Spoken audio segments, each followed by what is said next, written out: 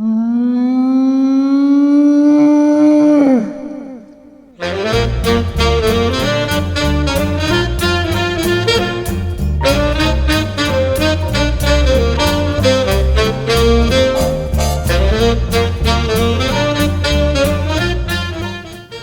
og velkommen til Mat fra Rosenberget.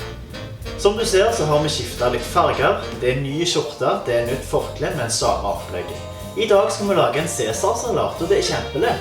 Det egentlig bare litt bacon, litt kylling, det krotonger, det salat, det tomater, og det en selvfølgelig hjemmelagte, nydelige dressing. Vi kjører i gang.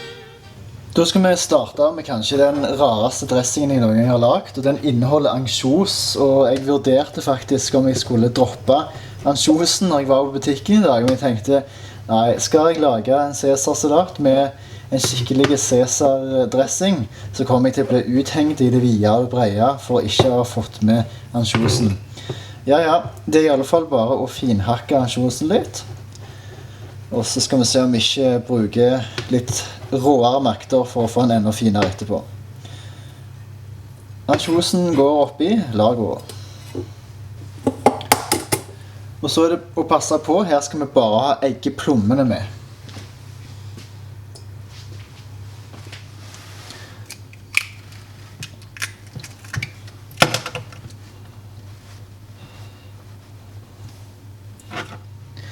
Og så er det litt Dijon-sennep.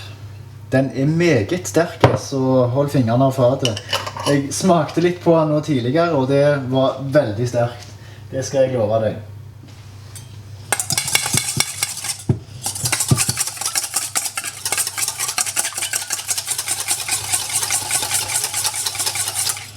Så tilsetter vi ca. en halv desiliter med olivenolje. Tynne stråler, la det gå sent. Dette skal ligne litt på en majones når den er ferdig i konsistensen. Så skal vi ha litt parmesan. Da er det bare å føle seg frem hvor mye du vil ha. Cirka en liten hånd med ost er sikkert fint.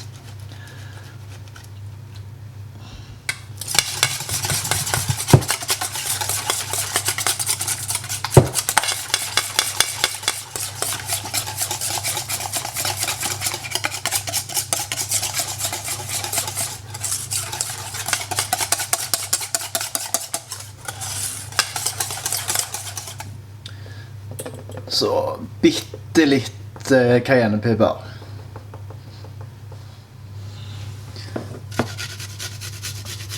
Så river jeg inn en båt med hvitløk.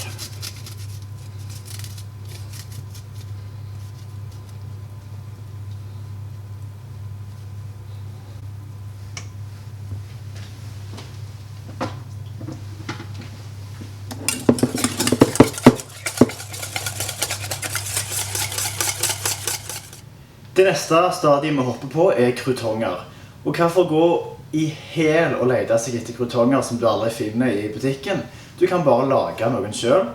Og nå har jeg i stekeovnen en baguette. Da bruker jeg halve baguetten til krotonger, og resten av halvdelen til å ha til salaten etterpå. Å lage krotonger er kjempeenkelt. Krotonger er bare brød som er stekt i panna med litt smør. Det er mange som ønsker å lage hvitløkskrotonger, men i denne her dressingen vår fra tidligere, så er det allerede hvitløk. Det skal litt hvitløk i salaten etter alt å dømme, så vi kjører det rent, i alle fall med krotongene, sånn at det ikke blir overflod av hvitløk. Det liker ikke jeg i alle fall.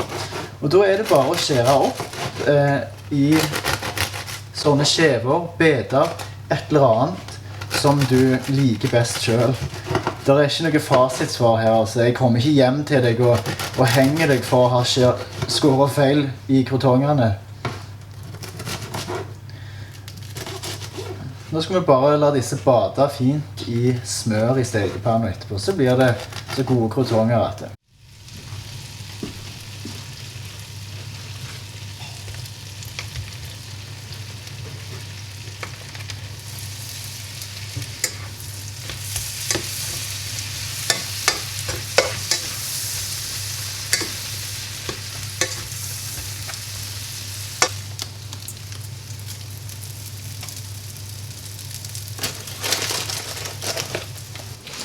Nå føler jeg meg skikkelig lure. Jeg hadde ikke salt i dressingen.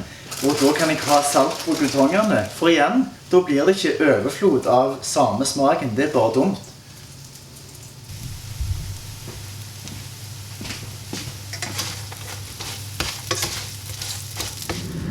Nå er det bare å sette på litt egg. De skal være hardkokte, de skal vi ha ned i salaten.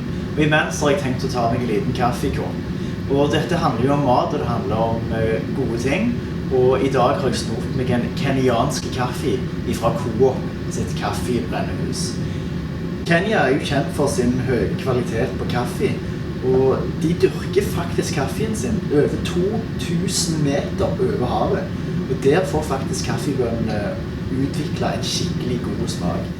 Den ultimate kaffen synes jeg får det av håndbryggerutstyr. Og håndbryggerutstyr er litt dyrt, men det er absolutt verdt pengene for de som ønsker å ha en god kaffekopp. Og håndbrygging av kaffe har eksistert i århundrer, om ikke årtusener, i Japan. Det er veldig enkelt. Det er en liten trakt. Du har en kanne med kokende vann, og du har en kopp under. Håndbryggerutstyr det får du på nettet eller i kaffebutikker til ca. 1000 kroner for hver del. Det er ganske dyrt, men ønsk deg til jul så får du kanskje det du har håpet på. Da tar jeg og prøver en av croutongene, rett og slett. Jeg fikk så skikkelig lyst på en. Der har du igjen litt salt oppå. Fantastisk. Det er den beste croutongen jeg har smakt i år i alle fall. Så kan det være lurt å begynne med baconet forresten. Vi skal ha litt baconskjever, vi skal ha kylling. Den har jeg klar her. Den hiver vi oppå etterpå. Steker den bitte litt, salt og pipper oppå. Hiver det oppi salaten.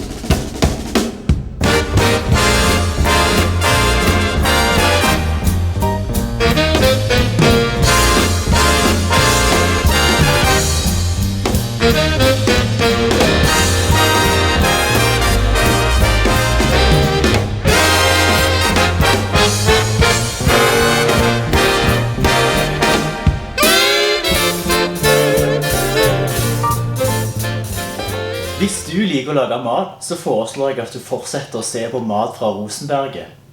Del gjerne disse videoene med folk du kjenner på sosiale medier. I dag så blir det Cæsarsalat, og jeg har til og med frekket meg til med en skikkelig gode, snobbete eplejus fra Grønvik på Hjelmeland. Den er sykt god, altså. Nå skal jeg ha meg litt Cæsarsalat.